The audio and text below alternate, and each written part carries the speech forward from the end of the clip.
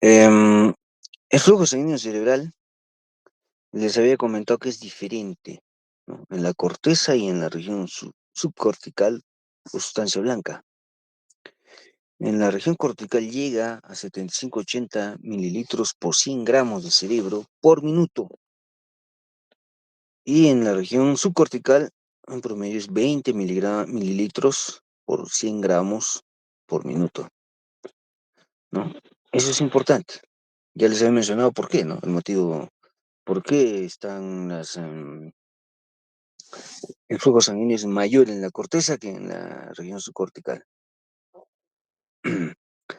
La presión intracraniana entre 8 y 12 milímetros de mercurio, ¿no? Y eso es importante. Bien, vamos a avanzar con la siguiente diapositiva.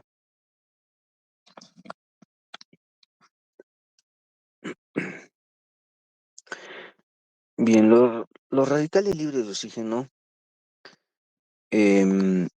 son aquellos elementos, sustancias químicas, producto del trauma craneal, que causan muchos efectos intracraneanos y intracerebrales, ¿no? Dentro de estos mediadores, ¿no? Que son los medidores de la excitotoxicidad, aquellos medidores como el glutamato, los radicales libres de oxígeno, son aquellos que condicionan, en esencia, excitotoxicidad, condicionan una sobrecarga de calcio intracelular y un estrés oxidativo, que condiciona a la vez, ¿no? Ah, la formación de una serie de radicales libres, de factor activador de plaquetas, las citoquinas, etcétera, que finalmente llevan a lo que es la muerte neuronal. Entonces, estos radicales libres de oxígeno finalmente van a producir muerte neuronal. Esto implica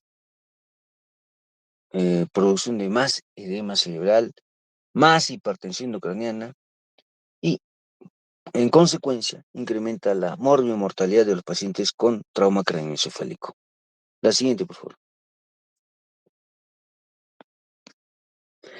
Bien, cuando hay contusiones cerebrales, hay varias zonas. Hay la zona de contusión en sí, la zona donde las neuronas ya están muertas o están necróticas, la zona de edema perilesional, una zona de hipodencia en la tomografía, ¿no? Entonces, donde el flujo sanguíneo cerebral está reducido, está disminuido, ¿no? Por ese edema perilesional. Y la zona de tejido normal, ¿no? Que está después del edema perilesional o del edema pericontusión, existe pues esa situación del, del flujo sanguíneo cerebral. Entonces nosotros vamos a tratar de rescatar la zona amarilla, señores. La zona que está con hipoperfusión cerebral. Eso es lo que buscamos. Eso es lo que buscamos con la terapia hiperosmolar, el incremento de la presión arterial media. El objetivo también es rescatar cerebro que está viable, ¿no? Que está con esa zona amarilla de flujo sanguíneo cerebral, ¿no? Entonces, nosotros vamos a buscar mejorar esa zona amarilla de hipoperfusión. La zona roja ya no se puede hacer mucho por ella, ya no es rescatable y vamos a tener que aceptar que es una zona necrótica. En base a eso es que se trabaja en el manejo del TEC. La siguiente diapositiva.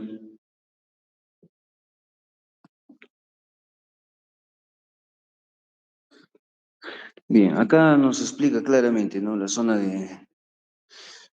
Ya con más fases, ¿no? La zona isquémica severa, la zona isquémica moderada, leve, etcétera, etcétera. Pero lo que nos interesa acá es la zona rescatable, ¿no? La zona que tiene isquemia leve o moderada, es lo que más nos interesa. Y todo se enfoca a ese tratamiento, ¿no? Ese tratamiento que tiene que ver en los pacientes. Para eso utilizamos el incremento de la presión arterial media y evidentemente manejamos la presión de perfusión cerebral. La presión de perfusión cerebral es el resultado del restar la presión arterial media menos la presión intracraneana. Y es como manejamos nosotros una adecuada perfusión cerebral.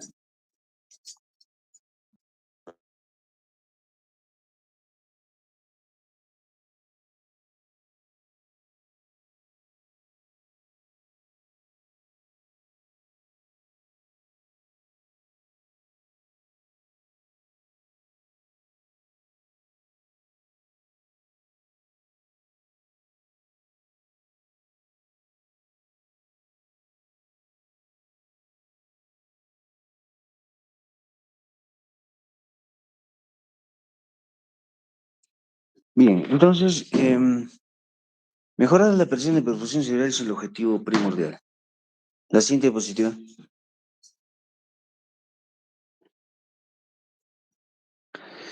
Bueno, síndromes de herniación. Estos se producen por un incremento de la presión intracraneana.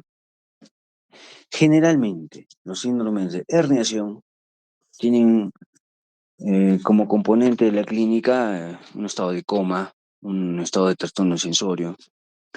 Puede haber dilatación de una pupila o de ambas pupilas. Cuando está dilatada una pupila sabemos que se llama anisocoria, ¿no? Y cuando están dilatadas las dos pupilas es una envidriasis bilateral. Generalmente implica mucha gravedad el hecho que esté anisocórico o midriático bilateral, ¿no? El paciente. También puede haber una hemiparesia contralateral, porque al ser comprimido un hemisferio cerebral por una masa, por un hematoma, se comprime el tronco cerebral, o sea, el mesencéfalo. Y ustedes saben que por el mesencéfalo descienden las fibras motoras de la vía piramidal. Y es en ese punto porque se produce la hemiparesia contralateral, porque hay una lesión a nivel del tentorio o una lesión a nivel del foramen magno, el hueso occipital. Entonces, es por ese motivo que existe una hemiparesia contralateral, ¿no? Entiendan también que las vías piramidales cruzan en 90%. Ese punto también tienen que ustedes conocer. Existe la teoría de Cushing, que consiste en una hipertensión arterial compensatoria que trata de vencer esa presión intracraneana elevada. La bradicardia, que ya es por una compresión del tronco encefálico, ¿no? Y la depresión respiratoria, igual, es por una compresión del centro respiratorio y cardiovascular que se da en el bulbo raquídeo, ¿no?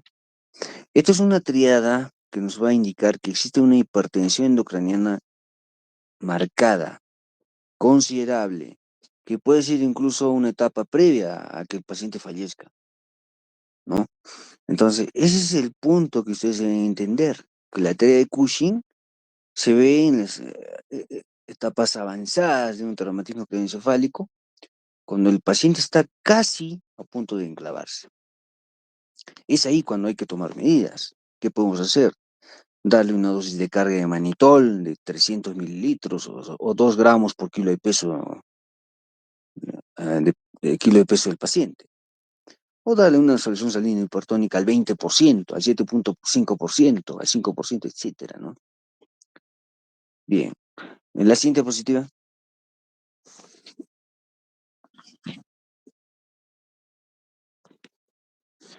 Síndrome de herniación. Acá tenemos un ejemplo, ¿no? Un ejemplo didáctico. El azul que vemos ahí, la hernia azul, es una hernia sulfaciana, debajo del fax del cerebro, debajo de la hoz del cerebro. ¿No? Es cuando existe una masa en el lado izquierdo y que se desplaza hacia el lado derecho por debajo de la hoz del cerebro. También existe una hernia uncal, la de color amarillo, o transtentorial también se llama, ¿no? Es cuando existe una masa en el lóbulo temporal y esa masa hace que el uncus del lóbulo temporal comprima el tronco cerebral, como se ve en la imagen, ¿no? Y cuando comprime el tronco cerebral es cuando nos va a producir, ¿qué? Nos va a producir un trastorno de la conciencia, trastorno de sensorio, un trastorno del nivel de conciencia, porque en el mesencéfalo está lo que es el sistema reticular activador ascendente, que tiene que ver con el estado de despertar del paciente, estado de estar consciente, estar despierto. Si se comprime esa zona del mesencéfalo, es que va a haber un trastorno de la conciencia, puede ser un estadio de estupor, sopor o coma, ¿no? Y la otra hernia de color morado es una hernia cerebelosa, una herniación cerebelosa, que generalmente comprime lo que es el bulbo raquídeo. En el bulbo raquídeo está el centro cardiorrespiratorio, ¿no? El centro neurológico del componente cardiorrespiratorio. Entonces, al comprometerse ese centro, existe pues una bradicardia, existe una apnea o la respiración de Cheyne-Stokes, que es un patrón neurológico cuando ya hay compresión del tronco cerebral, ¿no? No se ve la diapositiva, delegada.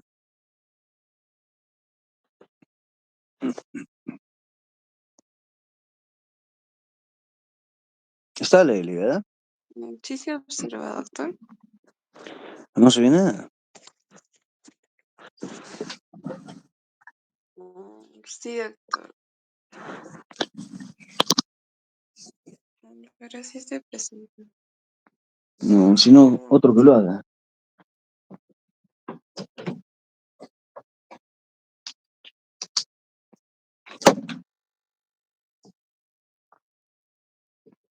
A ver, inténtalo de nuevo, a ver.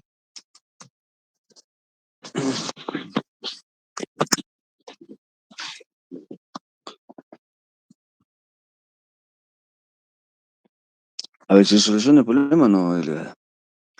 Vamos preguntando a los señores alumnos. A ver, Udelia, ¿dónde está Udelia? ¿Está presente Udelia? Buenas noches, doctor presente. Ya, dime 3 tipos de hernias cerebrales. La hernia del cíngulo, el uncal y la hernia cerebelosa. ¿El cíngulo? ¿Qué cíngulo? ¿A qué te refieres con cíngulo? Hernia subfacial, doctor. Disculpe. Está bien que ese es cíngulo, pero no se dice de cíngulo. Se dice subfalciana o sub, esa hernia que se encuentra por debajo de la hoz del cerebro. Todo por su nombre, ¿de acuerdo? Bien, la siguiente diapositiva. Bien, acá tenemos un hematoma epidural por la imagen de biconvexa, ¿no? Y generalmente es un sangrado arterial lo que causa este hematoma epidural. Lo que está produciendo es una hernia uncal. Esta hernia uncal comprime lo que es el mesencéfalo y la protuberancia, produciendo pues alteración a nivel de conciencia, produciendo hemiparesias, produciendo parálisis de los pares craneales, como el tercer par craneal, que es el nervio que más se afecta cuando hay este tipo de hernias cerebrales. El tercer par craneal que causa anisocoria en el lado ipsilateral, ¿no? O sea, cuando existe anisocoria, pues nos está indicando que la hernia uncal está comprometiendo o comprimiendo el tercer nervio craneal. Y definitivamente esta es la causa de esa anisocoria. Nos indica que el paciente tiene que ser intervenido de inmediato para evacuar ese hematoma epidural o cualquier tipo de hematoma que esté produciendo efecto de masa. La siguiente, por favor. Los ojos de mapache, como vemos ahí, nosotros lo describimos como una equimosis periorbitaria bilateral. Esto es un signo de una fractura de base de cráneo piso anterior. En la base de cráneo tenemos 3 pisos, señores. Voy a ser claro, concreto y didáctico. El piso anterior, piso medio y piso posterior. ¿Listo? Y ustedes tienen que saber qué es el piso anterior, es anatomía. El piso medio y el piso posterior. Cuando hay una fractura en el piso anterior de la base del cráneo, hay una hemorragia en las venas de las regiones periorbitarias que se traducen como los ojos de mapache. Indica con un buen porcentaje de probabilidad de un 90% más que hay una fractura de base de cráneo de piso anterior. La siguiente, por favor.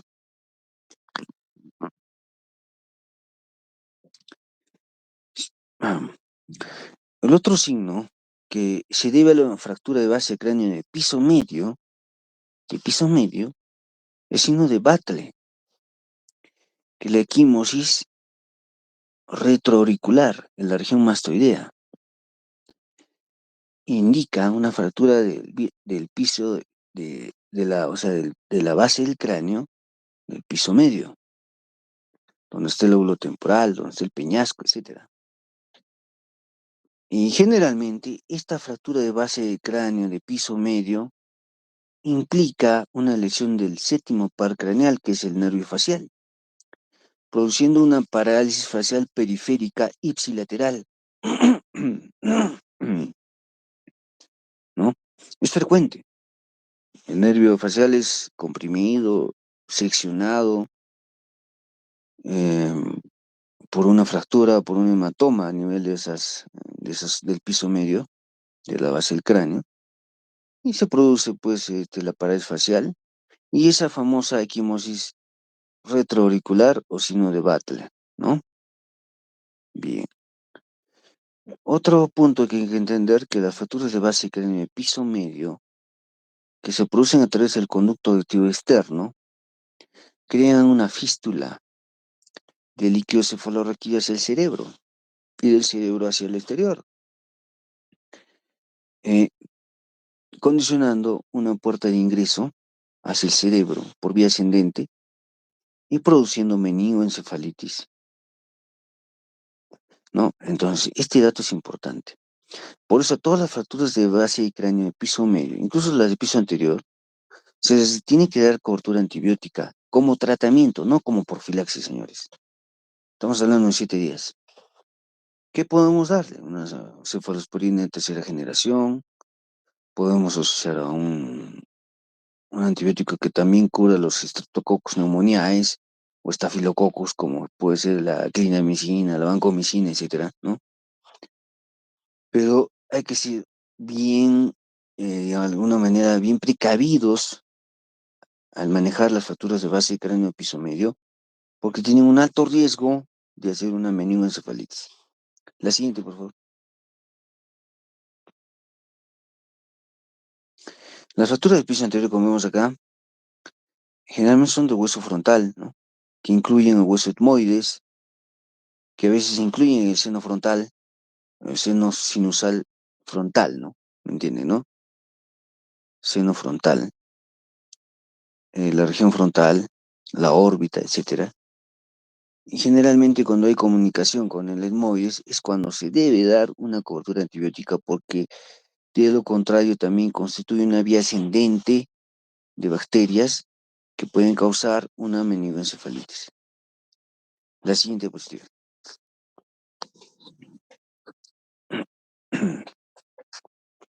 Acá tenemos una fractura de base de cráneo con una fractura de techo de la órbita, ¿no? Que se ve en la tomografía. Generalmente son por accidentes de tráfico, ¿no? De tránsito, sean automóviles, motos, etcétera, etcétera, o caídas pueden ser, ¿no? Vemos ahí como es una fractura bilateral del techo de la órbita, en otras palabras, del piso anterior de la base del cráneo, ¿no? Y condicionan esa clínica que vemos ahí en la paciente, una equimosis y un edema. No solamente es equimosis, señores. Equimosis es el color, el edema es la hinchazón, el incremento de volumen, ¿no? Tienen que describir eso ustedes, equimosis y edema, periodo bicular bilateral. La siguiente,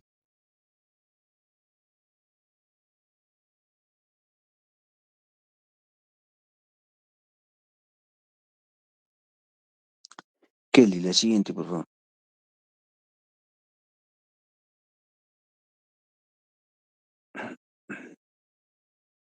Sí, doctor, estoy compartiendo solo. ¿Qué pasa, Kelly? ¿No está bien tu señal? Sí, creo que mi señal está fallando. Si no, dale a algunos compañeros que lo haga. Sí, uno de mis compañeros va a compartir, doctor. Mejor.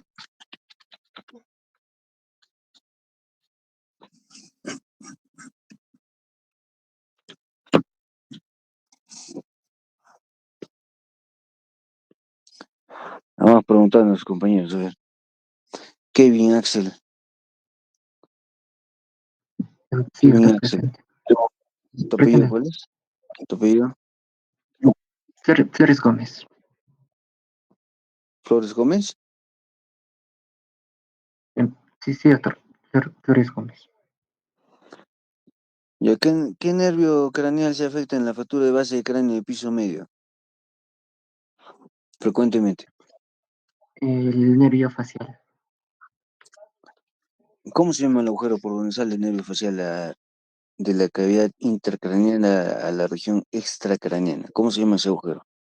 Estilo mastoideo. Estilo mastoideo. Ujú. Ya, muy bien. Ya. Vemos en la imagen equimosis bipalpebral. Es los ojos de mapache que hemos mencionado, ¿no? La siguiente. Ya, lo que vemos acá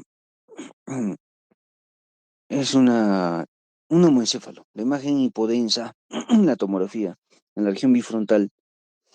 La imagen hipodensa y la imagen negra. Es un homoencéfalo bifrontal.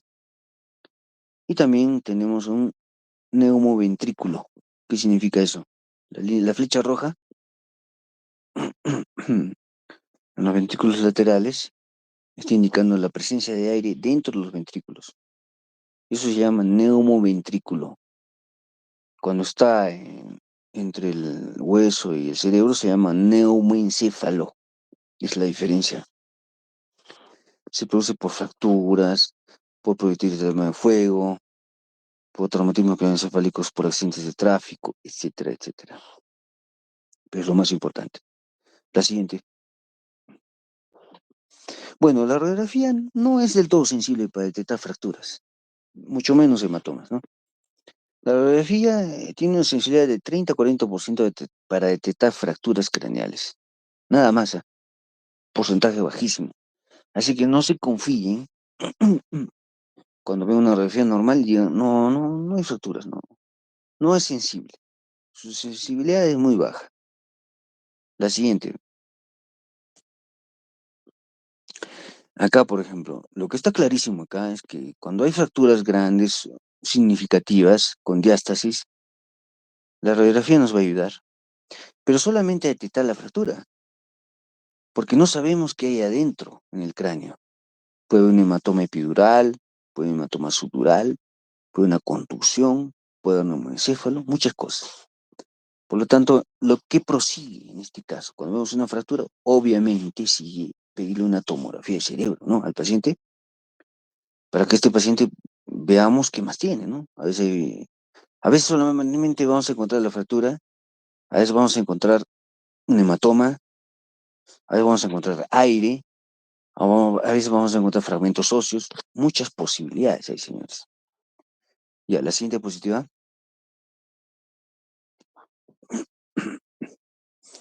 Acá también otras fracturas con hundimiento, ¿no? En la vista frontal es donde se ve el hundimiento.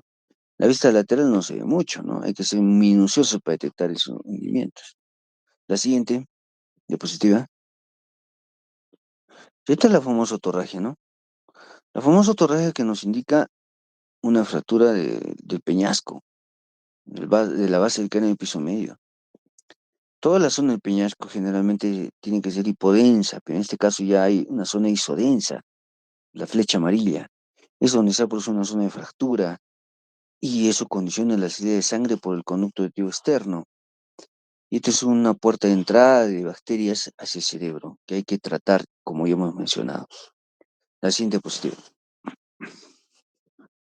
Acá vemos una fractura con hundimiento, ¿no? Hundimiento se define cuando hay una depresión de toda la tabla externa e interna en la cavidad intracraneana. Así se llama una fractura con hundimiento, así se define, ¿no? Y es quirúrgica cuando toma esa definición, cuando toda la tabla interna se ha introducido en el cráneo, tabla interna y externa, o sea, todo el espesor del cráneo se ha introducido en la cavidad intracraneana, o se ha desplazado, es cuando debemos entender que ya es quirúrgico, porque puede haber solamente hundimiento de la tabla interna, pero ¿es una fractura con hundimiento? Sí, pero ¿es quirúrgica? No, no es quirúrgica. Solamente es quirúrgica cuando toda la tabla, todo el espesor del cráneo se ha introducido, se ha deprimido, se ha hundido en la cavidad craneana. ¿De acuerdo? La siguiente. Acá vemos, ¿cumple el criterio? Sí cumple el criterio quirúrgico, que toda la tabla externa e interna se ha hundido en la cavidad intracraneana y cumple el criterio quirúrgico. Es quirúrgico, ¿no?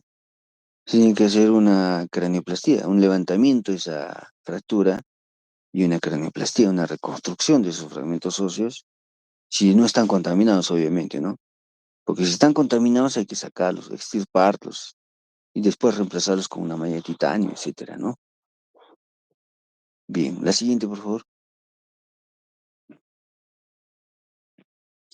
Fractura parietal derecha con hundimiento, acá vemos, ¿no? Hay una fractura en la región parietal con hundimiento, se ve claramente el hundimiento, es el patrón, pero nos va a ayudar la radiografía un poco, pero nos define con más detalles la tomografía, que es el gol estándar en traumatismos craneoencefálicos. El examen por excelencia en un traumatismo craneoencefálico no es la resonancia, señores, ¿eh? Es la tomografía cerebral sin contraste y más ventana ósea. No necesitamos contraste en un traumatismo craneoencefálico. Mucha gente piensa que la resonancia es lo último, que debe ser la resonancia, el examen ideal. No, no, no. En TEC, en traumatismo craneoencefálico, es la tomografía el gol estándar. Siempre piden tomografía cerebral sin contraste más ventana ósea. ¿Listo? Bien, la siguiente. Acá podemos ver, ¿no? Una fractura en el techo de la órbita, de la pared interna, que obviamente es por un traumatismo de, con, con un accidente de alta energía, ¿no? Entonces, aquí se ve una fractura del techo y de la pared interna de la órbita que condiciona una compresión, una lesión ocular.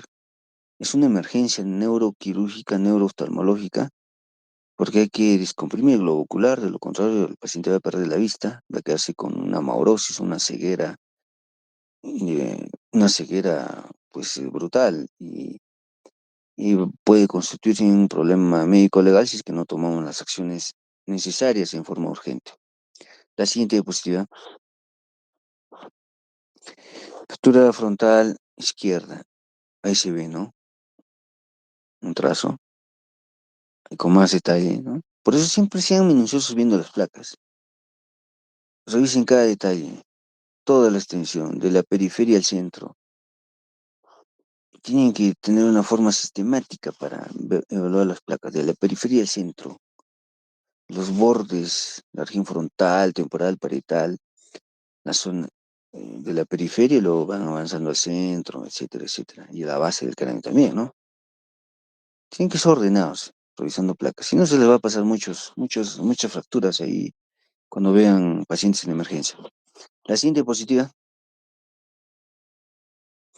Los traumatismos que mucha gente o muchos neurocirujanos lo consideran como un reto, aquellos traumatismos craneoencefálicos producidos por proyectil de arma de fuego, ¿no? Como ven ahí, en primer lugar, el proyectil de arma de fuego tiene una onda expansiva, un orificio de entrada que es pequeño y un orificio de salida que es mayor, de mayor diámetro que el de entrada. Y en el trayecto hay una expansiva, porque la bala avanza en una forma helicoidal, ¿no? Cavitando todo ese trayecto, causando hemorragias intracerebrales, dejando fragmentos óseos en el camino. Entonces, es uno de los traumatismos craneoencefálicos más severos y los que tienen más alta letalidad, más alta mortalidad. Y los que sobreviven tienen secuelas neurológicas que pueden condicionar una postración crónica de los pacientes, ¿no? Una dependencia total. Eh, estos, estas heridas por proyectiles de arma de fuego están en incremento en nuestro país por el incremento de la violencia, por el incremento de la, por el incremento de esa situación violenta que vive en diferentes regiones de nuestro país, ¿no? En Lima, en Trujillo, eh, recientemente en Puno, ¿no? En las zonas mineras, en las zonas de narcotráfico, etcétera. Entonces, ahí es donde se ve el incremento de estas heridas por proyectiles de arma de fuego a nivel craneal, que ya les he explicado que tienen una alta morbilidad, una alta mortalidad y un tratamiento que requiere mucha complejidad también, ¿no? Requiere una unidad de cuidados intensivos para poder manejar o sacarlos de ese cuadro crítico a estos pacientes. De lo contrario, los pacientes fallecen. La siguiente diapositiva. Vemos acá un poco de los proyectiles de arma de fuego. Hay proyectiles que tienen una alta velocidad, que son los más lesivos, porque todos tienen ese trayecto helicoidal, tienen esa onda expansiva, y todavía sabiendo que el cerebro es un órgano, un tejido muy frágil, no es como el músculo, ¿no? Elástico, resistente, no, no, no. El cerebro es muy sensible, frágil. Entonces, también depende del diseño del proyectil, ¿no? Hay proyectiles que por la punta, por el diseño de la punta causan más daño, lesión vascular, etcétera. Incluso proyectiles que actualmente, al introducirse en la cavidad intracraneana o intraabdominal, intratorácica, explotan, ¿no? Entonces, esos son los que recientemente se han utilizado en las manifestaciones del año pasado, ¿no? En el año 2023. Tuvieron esa característica.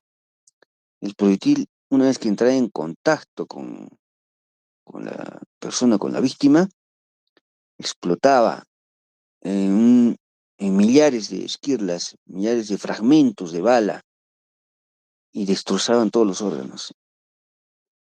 Con esos elementos se causa mucho daño. Se asegura de que la persona que va a ser víctima de ese proyectil pueda fallecer. Bien, importante también saber esto, ¿no? La siguiente diapositiva. Acá, como les decía, un orificio de entrada pequeño y un orificio de salida grande. Esa es la característica, señores. Y el trayecto de la bala en el cerebro, en el cráneo, es impredecible. Puede ser un trayecto lineal, ¿no? Puede ser un trayecto zigzagueante, puede ser un trayecto en que incluso rebota, ¿no? Hace una serie de angulaciones y choca con el techo, con la región temporal, parietal, puede tener un trayecto muy impredecible y por lo tanto causar mucho daño, muchas lesiones que generalmente causan pues un estado de un traumatismo craneoencefálico muy severo con una alta mortalidad. La siguiente diapositiva. Bien, puede ser, por ejemplo, la herida en canalón, un proyectil que entra y lesiona superficialmente el cerebro y se vuelve a salir, ¿no? Ese es uno. Y puede ser el trayecto, miren, como vemos acá arriba, el efecto ricochet o rebote se le llama. Este término se debe a que la bala ingresa por un orificio, llega al lado contralateral del cráneo y hace un rebote. Hacia arriba, hacia abajo, hacia atrás, hacia donde pueda, hacia donde le pueda ser más fácil seguir su trayecto, ¿no? Y de esta manera causa más daño, gracias a este efecto ricochet, ¿no? Evidentemente, no olviden que el orificio de salida es mayor que el orificio de entrada. Eso no se debe diferenciar en las necropsias o al momento de identificar pacientes, ¿no? En la emergencia. ¿Dónde está el orificio de entrada? ¿Dónde está el orificio de salida? La siguiente, por favor. Acá vemos, ¿no? Cómo es que la bala ha hecho muchos trayectos, ¿no? Ricochet, ha entrado, ha rebotado y aún está ahí la bala, porque se ve su radiopacidad. En ese punto B, ahí se ve ahí se ha quedado la bala. Entonces, la bala tiene un trayecto impredecible. Y les diré que la bala es estéril, señores. Debido al calor a través del cual se dispara, el calor que genera ese disparo, la bala se convierte en un elemento estéril que puede quedarse en el cráneo si no lo podemos retirar. Si está en una zona noble, por ejemplo, el mesencéfalo, en la tórcula, que es la prensa erófilo, tenemos que dejarlo. De lo contrario, una cirugía de esos niveles puede ocasionar más daño en el paciente, incluso puede causar mortalidad, ¿no? Entonces, es importante que ustedes entiendan ese efecto ricochet y la esterilidad. Generalmente, la bala es estéril y tener en cuenta ese aspecto y no obsesionarse mucho en querer sacar una bala de cualquier órgano, ¿eh? Las balas que están en lugares recónditos, inaccesibles quirúrgicamente, se quedan ahí, señores. Se quedan. Bien, la siguiente diapositiva. Bueno, ¿qué se hace, no? ¿Qué se hace? Lo que se hace es un traumatismo craneoencefálico por proyectil de fuego, se hace una craneotomía, ¿no? Alrededor del agujero donde ingresa, se hace la limpieza quirúrgica respectiva, ¿no? La reparación del cerebro, de la dura madre, la duroplastía, luego se repone el hueso y se hace un tratamiento quirúrgico como corresponde. El tratamiento quirúrgico que requiera. Acá no hay nada escrito en traumatismo craneoencefálico que se debe hacer tal cirugía y eso es todo. No. Acá depende de qué tipo de lesiones se haya producido, qué cirugía se tendrá que hacer en el paciente. Puede ser una craneotomía compresiva, puede ser una craneotomía, puede ser una limpieza quirúrgica nada más, etcétera, etcétera, ¿no? Entonces, depende del daño que produzca en el cerebro, el tipo de intervención quirúrgica que se tenga que hacer en el paciente. La siguiente diapositiva. Bien, en el paciente con traumatismo craneoencefálico es importante el ABC. Tenemos que ver la vía aérea en primer lugar. Si el paciente tiene una vía aérea permeable, ¿no? Y su estado de conciencia es adecuado, estemos tranquilos. Sus funciones vitales, el paciente respira espontáneamente, su presión está aceptable, adecuada, no hay hipotensión, etc. El nivel de conciencia es importante porque si tiene un Glasgow menos de 8, se tiene que intubar el paciente, ¿no? Tiene que someterse a intubación y ventilación mecánica para protección de la vía aérea. De lo contrario, se producen neumonías aspirativas, ¿no? La presencia de signos focales. ¿Qué es un signo focal? A ver, ¿quién es el alumno? Dina. ¿Vanessa? ¿Se encuentra Sí, Dina Vanessa? Ya, presente. señorita, dígame usted, ¿qué es un signo focal?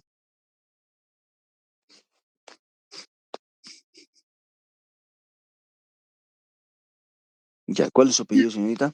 Doctor Ito Lórico, se refieren a los am, patologías, a problemas que pueden haber en los nervios, en la médula espinal, cerebro. Nada que ver, nada que ver, nada que ver. A ver, ¿dónde está Calizaya? Sí, presente, doctor. Ya, ¿qué es un signo focal? Mm, ¿Son signos que puedan afectar los movimientos, doctor? Ejemplos, señorita. Un ejemplo de signo focal.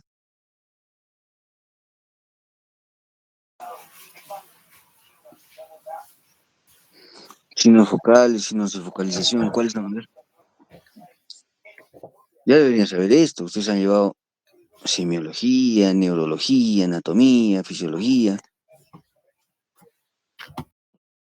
¿Cuáles?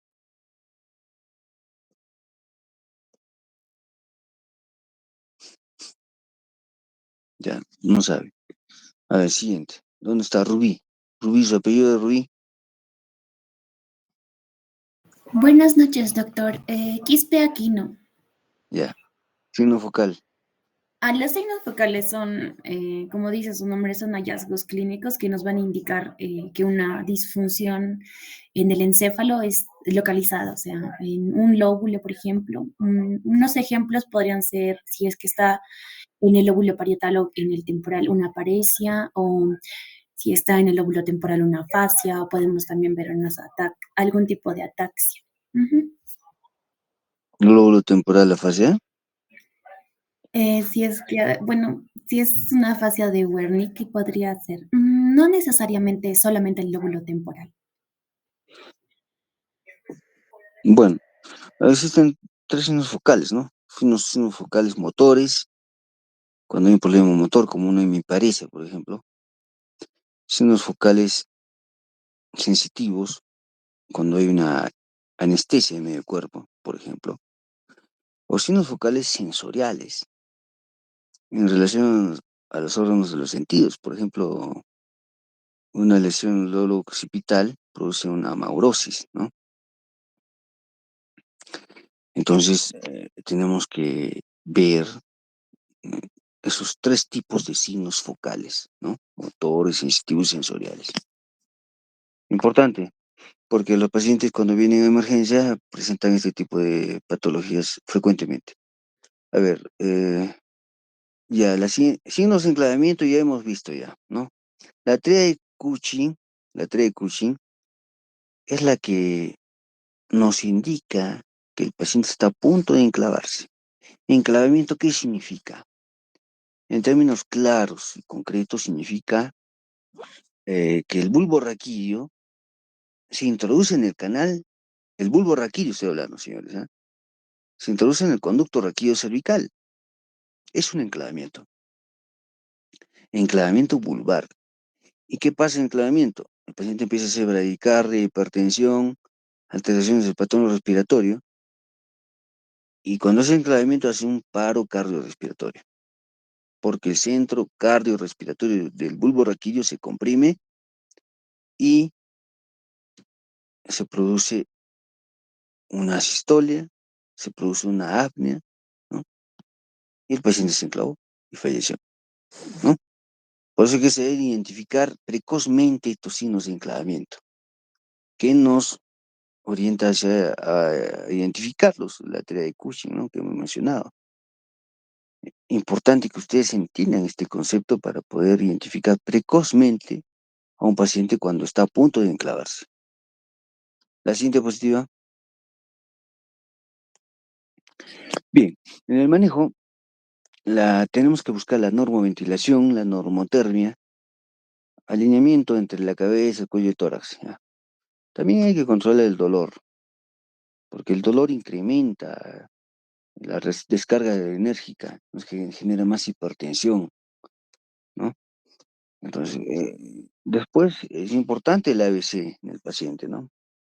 La vía aérea, la respiración, la circulación, etcétera. Y una vez que está estabilizado el paciente, buscando sobre todo una buena oxigenación, una adecuada presión arterial, o sea, el paciente evitando nosotros la injuria secundaria, como ya les mencioné, ¿no? Tenemos que buscar hacer una tomografía cerebral, una vez estabilizado el paciente, porque no se hace tomografía cerebral si el paciente está inestable, señores. El paciente está chocado, no lo vamos a llevar directo pues al tomógrafo para que esté 10, 15 minutos haciendo hipoxia cerebral, haciendo hipotensión, haciendo hipoxemia y causando mayor injuria secundaria, ¿no? No podemos hacer eso. Para hacerse un examen tipo tomografía o cualquier otro examen, el paciente tiene que estar estabilizado, señores, estabilizado. Es más importante la vida del paciente que hacer una tomografía. Ese concepto tienen que ustedes interiorizar, porque muchos de ustedes, cuando hacen su internado o su especialidad, etcétera, quieren la tomografía, así el paciente esté con respiración boqueante, así esté con una presión de 70/50, quieren su tomografía. No, no es así, el paciente hay que estabilizarlo primero. Bien, la siguiente.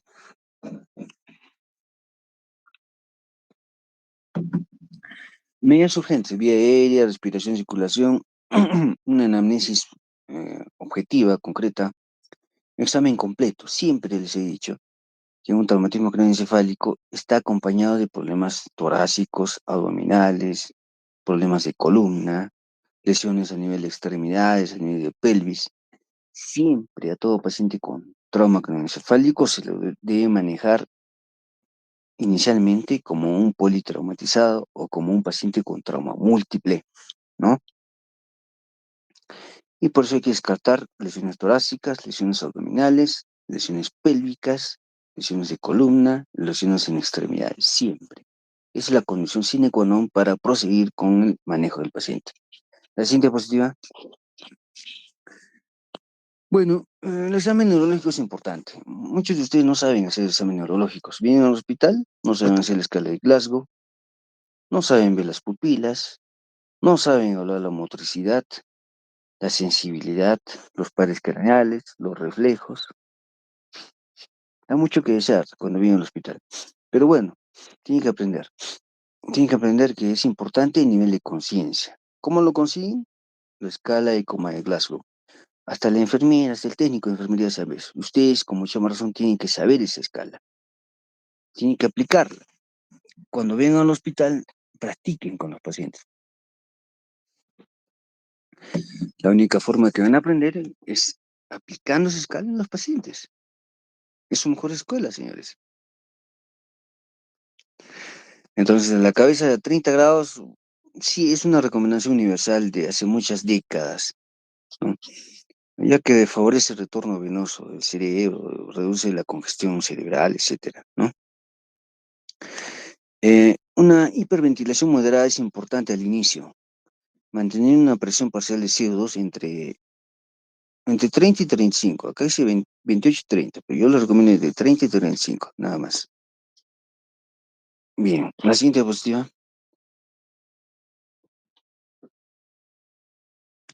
La oximetría de pulso nos va a guiar, ¿no? No es tan específico con un análisis de gases arteriales.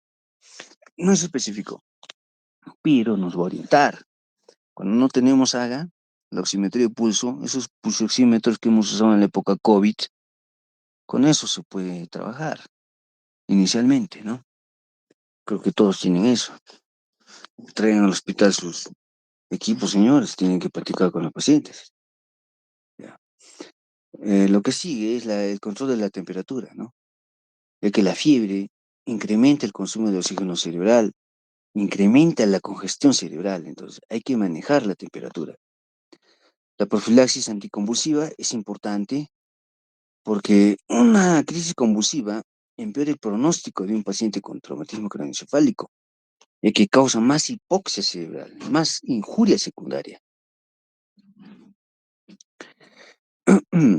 Ustedes tienen que saber que existe una dosis de fenitoína de mantenimiento y una dosis de carga. La dosis de mantenimiento es de 3 a 5 miligramos por kilo de peso por día. Y la dosis de carga es de 15 a 20 miligramos por kilo de peso,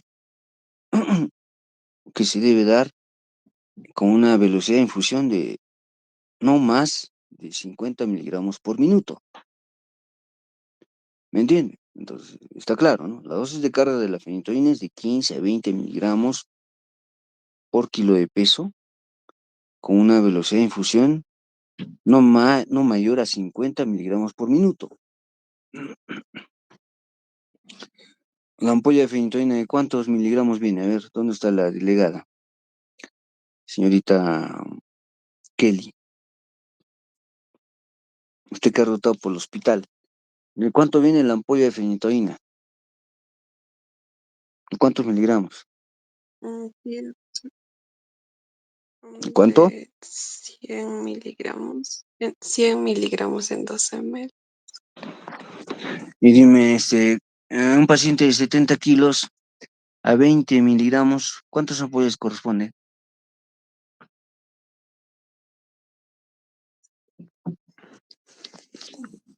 Dos ampollas. Multiplica, pues señorita, multiplica. Una ampolla y media. Una ampolla y media. Hemos dicho, la dosis de carga es de 20 ya, 20 miligramos por kilo de peso. El paciente pesa 70. ¿Cuánto es? 20 por 70, ¿cuánto es?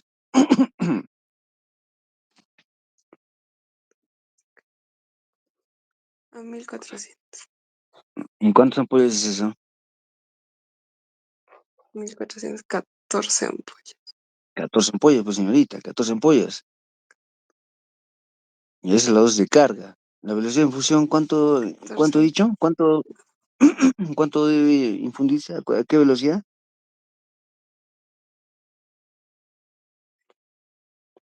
Delegada. ¿A qué velocidad? No recuerdo. No está atenta, pues señorita, no está atenta. ¿Qué pasa? Usted debería dar el ejemplo. Usted no cree que pues le va a probar si no estudia, ¿eh? Ya.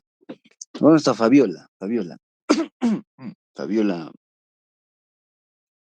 ¿Está Fabiola? Buenas noches, doctor. ¿Su apellido? Maquera Encinas, Ya. Velocidad de infusión de la fenitoína. de 15 a 20. Velocidad de infusión, señorita. Yo hace unos minutos he hablado de eso. Usted no está atenta. De acuerdo al paciente, doctor. Elvis, Ronnie. 50 miligramos por minuto. Si es rápido y si es lento, 25 miligramos por Ah, minuto. sí, qué interesante. Usted está descubriendo la medicina. Yo nunca he dicho 25 si es lento, el paciente está grave, 50 si es rápido. ¿De dónde saca eso usted? Ahora dígame, Fabiola, ¿de dónde saca eso? ¿De dónde ha sacado esa información?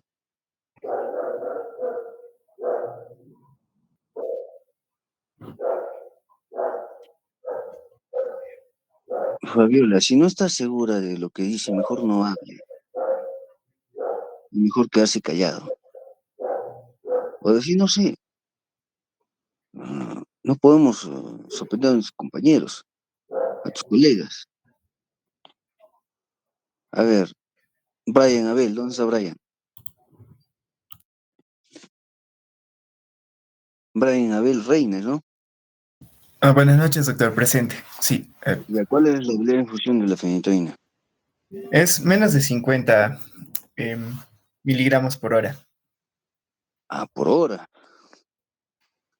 ¿Ya ves? ¿Qué pasa con ustedes tan desatentos? Kevin Axel, Presente, doctor. ¿Tu apellido? Flores Gómez. Ya, ¿cuál es la oración posible? Em, Lo he dicho, hace no, unos no, minutos lo he dicho. no superar 50 miligramos por minuto. Ya, por minutos, señores, por minuto. O sea, media ampolla tiene que ser en un minuto. No puede ser más. ¿Por qué? Ustedes van a investigar por qué, qué es lo que produce la fenitoína si se emiten velocidades mayores a 50 miligramos por minuto. ¿Qué alteraciones cardíacas? Ya, con eso les digo todo. ¿Qué alteraciones cardíacas produce la fenitoína si lo emiten rápido? Bien, sigamos. Siguiente diapositiva.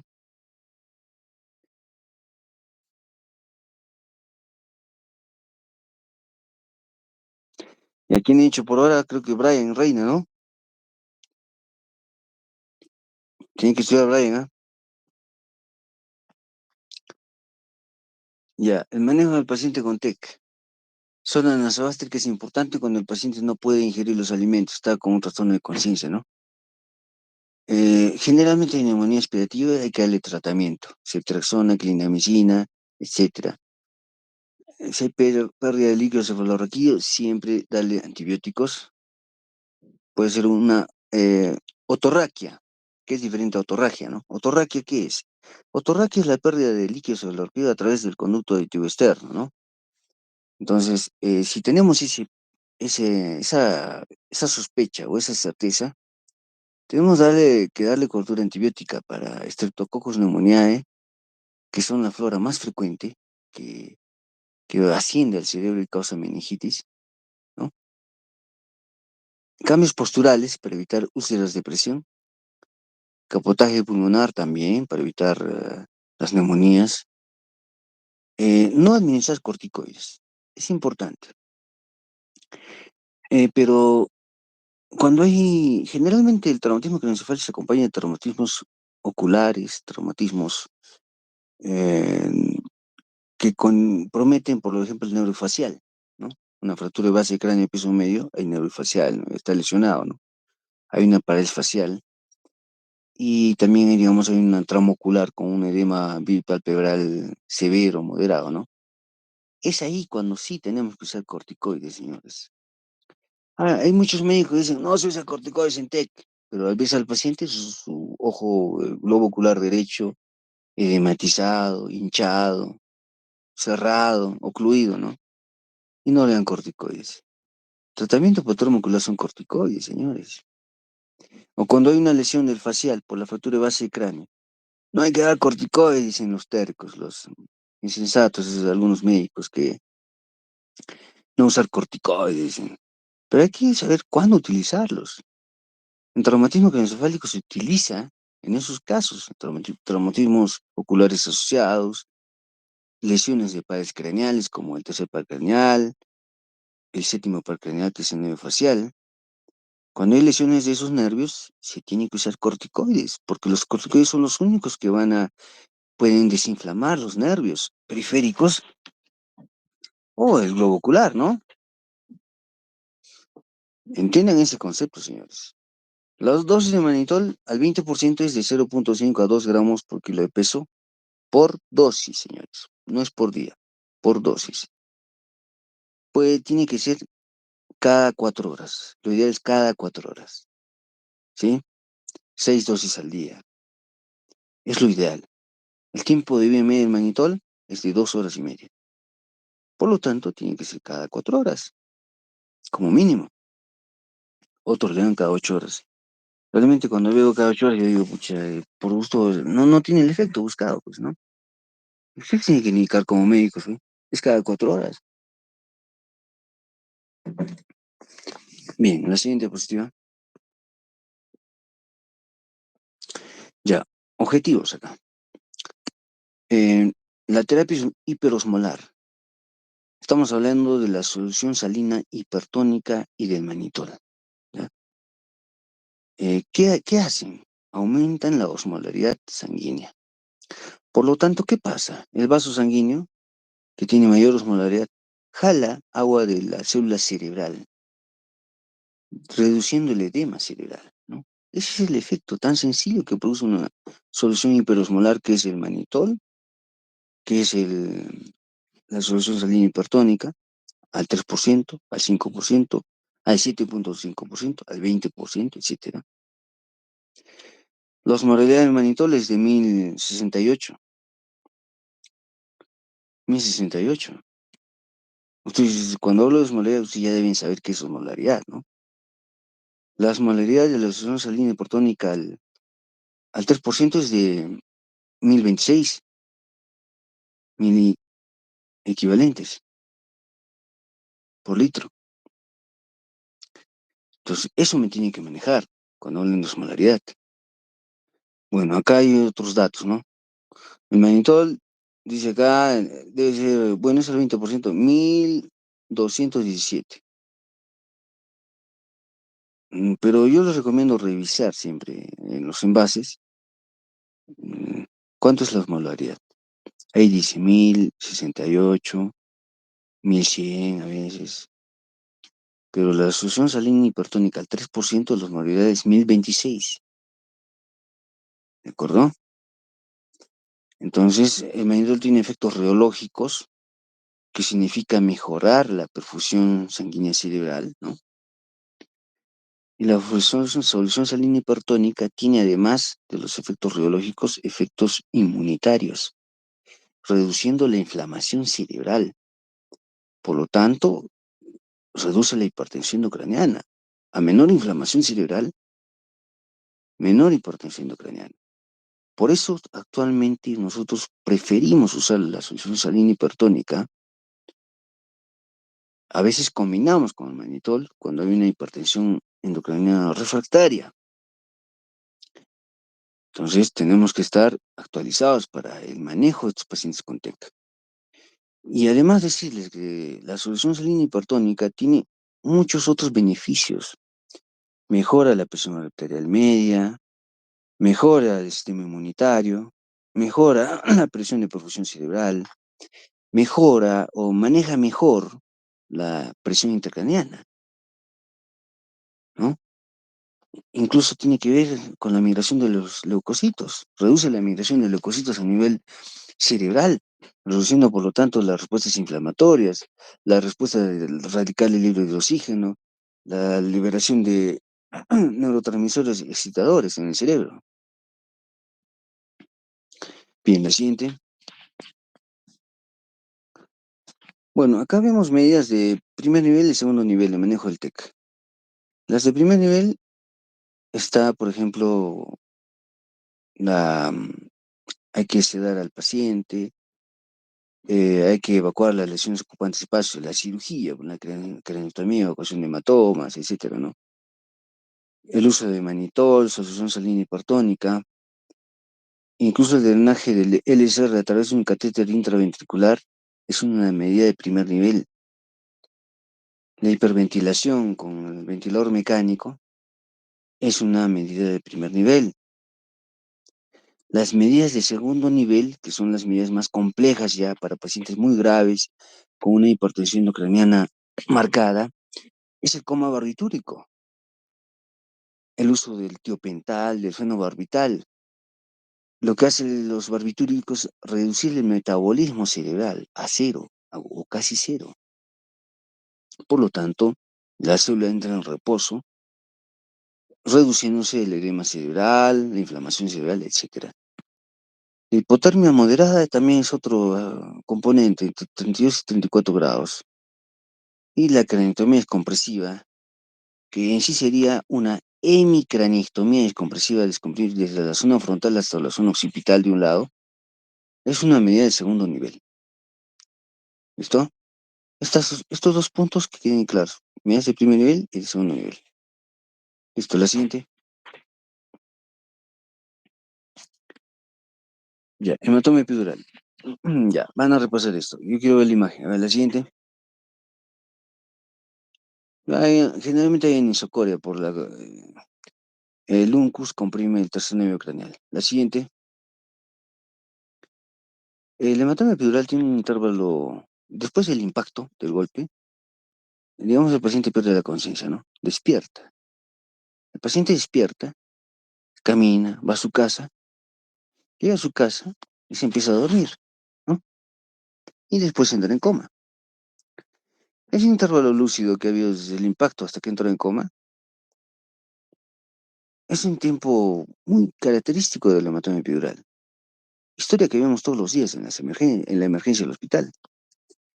Dicen, el paciente doctor había llegado caminando a la casa y de repente ha comido, se ha acostado y 6 horas después ya no despierta, no responde.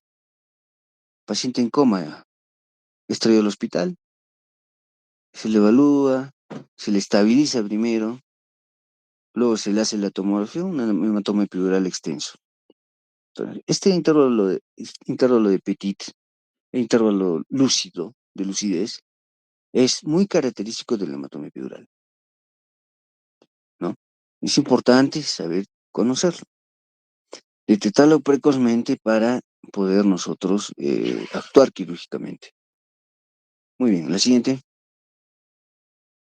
es el hematoma epidural, ¿no? Lente biconvexa, lesión hiperdensa en forma de lente biconvexa, que no respeta las suturas. La siguiente, pues, que respeta las suturas coronales, etcétera, etcétera. Generalmente respeta. La siguiente es un hematoma epidural bilateral de región temporal, ¿no? Por fracturas asociadas. Siguiente. Ahí vemos la fisiopatología del hematoma epidural. Cómo es que produce las diferentes hernias, ¿no? Uncales, o transcentoriales, e incluso transforamen magno, ¿no? Puede incluso causar fallecimiento por enclavamiento del paciente. La siguiente. Este es el hematoma epidural, la forma en la cual generalmente por un sagrado arterial, generalmente de la meningia media, de la arteria meningia media, se hace una craneotomía, una evacuación y, bueno, se repone la plaqueta ósea, ¿no? Porque este hematoma está entre el hueso y la dura madre, o sea, está encima del cerebro, ¿no? No hay un daño cerebral generalmente. La siguiente diapositiva es un hematoma epidural asociado a fracturas, es frecuente. También tenemos neumoencéfalo en esa zona, zonas de aire, burbujas de aire que es neumoencéfalo. La siguiente diapositiva. Acá tenemos un hematoma de fosa posterior, o sea, occipital, en este caso de fosa posterior, porque en la fosa posterior está lo que es el cerebelo, ¿no? La protuberancia del bulbo, ¿no? Los hematomas de fosa posterior son muy letales, señores. ¿Por qué? Porque comprimen el tronco cerebral, o sea, el mesencéfalo, y el paciente fallece de forma inmediata. Todo hematoma de fosa posterior que mide más de 3 centímetros en cualquiera de sus diámetros, longitudes, etcétera, más de 3 centímetros en cualquiera de sus medidas, es quirúrgico. Porque se ha demostrado que si dejamos un hematoma de más de 3 centímetros en cualquiera de sus dimensiones, el paciente puede enclavarse, puede fallecer, con un alto porcentaje de probabilidad. La siguiente diapositiva. Acá tenemos hematomas epidurales temporales, frontales, bilaterales, ¿no? También. La siguiente diapositiva. Hematoma bifrontal, sobre todo predomina el lado derecho, ¿no? La siguiente. Acá tenemos un hematoma epidural de fosa posterior, izquierda, ¿no? En hueso occipital. Fosa posterior, ¿por qué? Porque está debajo del tentorio, ¿no? Si mide más de 3 centímetros, tiene que ser evacuado quirúrgicamente. Esa es ya unos lineamientos de manejo a nivel mundial. Eso no se puede cambiar, no se puede discutir. Ya está establecido así. La siguiente diapositiva. Hematomas sudurales agudos cuando están dentro de las 72 horas de haberse producido. Tienen alta mortalidad, entre 50 y 90%. Generalmente se debe a una rotura de venas puente, ¿no? La siguiente diapositiva es un hematoma sudural, hemisférico del lado derecho. El hematoma sudural tiene agudo, estamos hablando, es hiperdenso, tiene forma semilunar y no respeta las suturas frontales, temporales ni paredes, no. Generalmente es hemisférico, como se dan cuenta. Y el procedimiento es la craniotomía, ¿no? Obviamente que tenemos que en este caso abrir la dura madre y evacuar el hematoma porque es subdural, está debajo de la dura madre. A diferencia del epidural que está encima de la dura madre, ¿no? Esa es la diferencia. La siguiente diapositiva. Este es un hematoma subdural, definitivamente, ¿no? Hemisférico del lado izquierdo, que comprime el encéfalo, causa desviación de la línea media y causa isquemia. Este caso es para una craniotomía descompresiva. Sacar el hemicráneo izquierdo y evacuar además el hematoma, ¿no? Si queremos salvar el paciente. La siguiente diapositiva.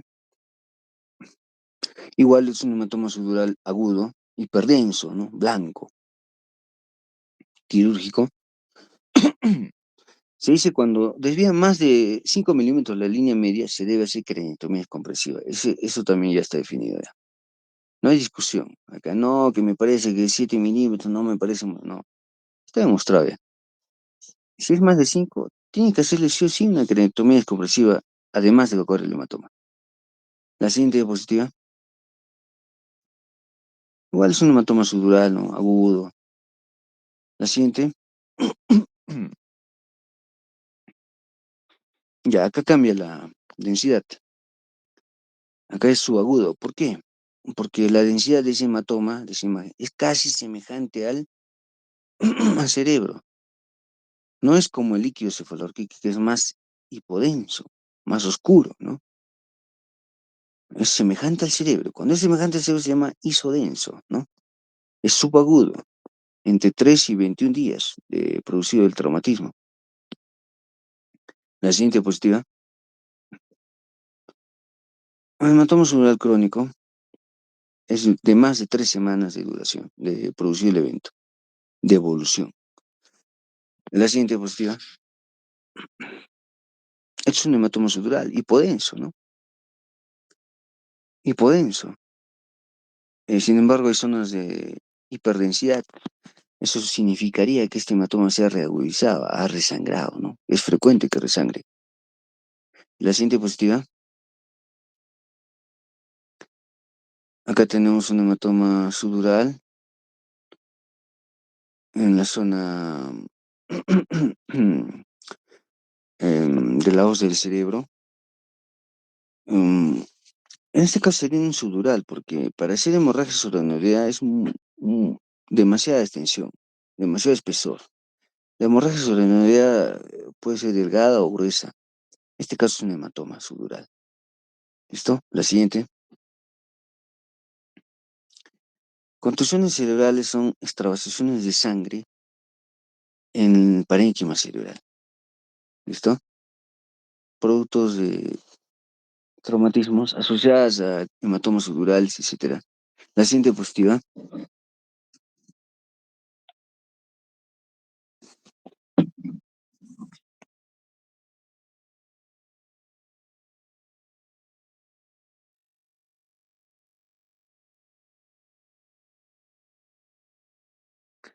Bien, las contusiones intracerebrales pueden ser bilaterales, difusas, localizadas, etc.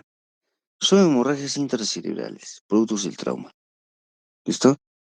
Esas son las contusiones intracerebrales. La siguiente diapositiva. Igual, el punto está en que estas contusiones tienen una evolución muy tórpida. ¿Por qué? Porque esta puede ser la tomografía inicial, pero después de 8 horas o 6 horas, esos hematomas pueden haber crecido más. Y pueden haberse convertido de lesiones no quirúrgicas a lesiones quirúrgicas. Tienen una evolución generalmente tórpida, por eso les digo, impredecible. Y generalmente crecen, ¿no? Crecen. Y cuando crecen ya son quirúrgicas. Por eso estos pacientes tienen que ser monitorizados estrictamente desde el punto de vista neurológico y tomográfico. La siguiente diapositiva. Igual una contusión cerebral frontal derecha. Siguiente diapositiva. Igual una contusión occipital asociada a una fractura con hundimiento. La siguiente. Contusiones bifrontales bilaterales pequeñas. La siguiente. Por ejemplo, mire, lo que les decía. La tomografía inicial muestra una pequeña contusión, una pequeña hemorragia frontal izquierda. 8 horas después y hay un hematoma en el lado izquierdo, que es quirúrgico, ¿no? Es importante, por eso, monitorizar a los pacientes que tienen contusiones intercerebrales. La siguiente diapositiva, la contusión cerebral temporal izquierda. La siguiente, es una contusión de ganglios basales del lado izquierdo, que 8 horas después se convierte en un hematoma inmenso en el hemisferio del lado izquierdo. Esa es la evolución. La siguiente, por favor. Igual las condiciones temporales, los hematomas epidurales de fosa posterior tienen esa evolución. La siguiente. Las contusiones, como han visto, tienen esa tendencia a crecer, siempre, generalmente, en casi todos los casos. La siguiente, por favor. Igual. La siguiente. De la misma manera. La siguiente. Acá estamos haciendo una incisión flap craneal con el craneotomo que va a ser el agujero, el burhole, para hacer la craneotomía. La siguiente diapositiva. Se hace la craneotomía, que es el corte en el hueso, en el cráneo. Se levanta el hueso. La siguiente. Y se ve el hematoma epidural, ¿no? Y se evacúa. La siguiente.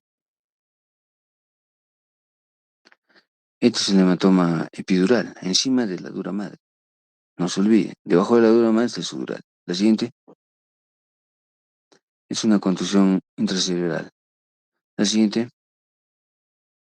Bien, eso sería todo, señores. Bien, delegada, hemos terminado una de las partes más importantes, por no decir la principal, del área de neurotrauma, de la primera unidad. Nos falta una clase de traumatismo medular para proceder a tomarles la primera evaluación de neurocirugía. Bien, lo vamos a hacer entre el curso de estos días. Vamos a coordinar, puede ser el día de mañana o pasado. Estamos martes, ¿no? Más seguro puede ser el jueves. Vamos a hacer una clase. Ya vamos a coordinar en qué modalidad va a ser, presencial o virtual, ¿ya? Con eso terminamos los capítulos grandes para proceder a tomar el examen la próxima semana. ¿O hay alguna indicación del doctor Vidal Quispe Zapana, delegada? No, doctor. No he indicado nada. Mm, Pero creo que el doctor Vidal va a subir las notas a final de semestre. Sí. Finales de mes. Tal vez ¿Cómo es? esté sintiendo. ¿Finales de mes cuándo? O sea, ¿finales de mayo? No, doctor. Todavía no ha pedido notas, ¿no? El doctor Vidal. Finales de semestre. Mm, Todavía no ha pedido notas, creo, el doctor Vidal. Bueno, generalmente el doctor Vidal sube las notas finales de semestre, Ajá. pero ya nos va a pedir, así, me van a pedir las notas, así que tengo que tomar su examen. Va a ser la próxima semana el examen, vayan estudiando. Este es el capítulo más importante que deben saber. ¿Listo? Los conceptos Ya. de hematoma epidural, traumatismos, injuria primaria, secundaria, todo lo que hemos hecho. Y el TBM ya lo vamos a ver y ese también va a ser, es el 30% de la unidad TBM. ¿Listo? Bien, entonces, delegada, coordinamos para llevar a cabo la última clase en el transcurso de estos días. Y la próxima semana, probablemente sea el martes o miércoles, están dando su examen escrito, ¿sí? Presencial. Ya, Vayan estudiando. Principalmente voy a tomar de las diapositivas y de lo que he explicado en clases. Y obviamente sus conocimientos básicos que tienen que saber, ¿no? Eh, por ejemplo, la escala de Glasgow, los medicamentos, sus dosis, ¿no? Los hematomas epidurales, subdurales, etcétera. Todo lo que hemos tratado, pero tienen que ampliar también pues esos conocimientos, ¿no? Porque tienen que saber más de los temas que estamos hablando. Es un capítulo amplio. La segunda unidad van a ser exposiciones grupales, delegada. ¿Listo? Ya los temas ya los vamos a repartir. En la siguiente ya, semana ya vamos a repartir los temas. ¿De acuerdo? Ya. ya. Bien, en eso quedamos, señores. Bien, señores, muchas gracias por su atención. Buenas noches. Hasta luego. Buenas noches, doctor. Buenas noches, doctor. Buenas noches, doctor.